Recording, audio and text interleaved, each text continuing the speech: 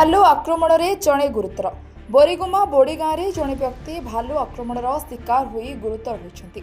आज सकाळु सकाळु बोड़ी गाँव गुप्तेश्वर नायक नामक व्यक्ति शौचापाई निकट में नाल को जाते से समय भालू हठात गुप्तेश्वर को आक्रमण करथिला।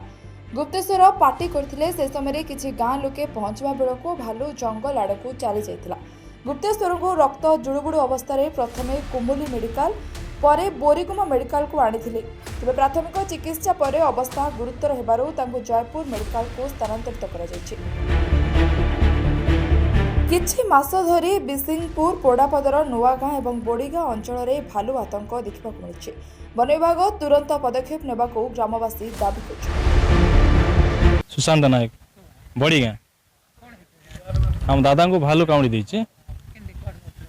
शौचापाई जाइथिले भालूटा कामुड़ी देछि मुंडरे गड़े पिछारे भी बहुत 4-5 जन से दादा पार्टी कले भालू कामुड़ी 4-5 पार्टी शुणिकी 4-5 जन गले जाइकी छोड़ेले।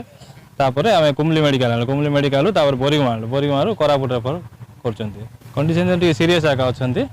आउ किछि आम फॉरेस्ट वाला भी किछि जन जे भालू तो बहुत आतंकित करछन्ति। आ पोड़ापदर बिसिंगपुर कामतारे मध्य कुमली सबुआड़े भालू आतंकित अच्छा किसी आम सरकार को अनुरोध कर फॉरेस्ट वाला जमी जाकि सुरक्षा देवे लोक बाहरी पारना सरकार दृष्टि देवे आ किसी आर्थिक सहायता करेंगे बोली अनुरोध कर फॉरेस्ट वाला को।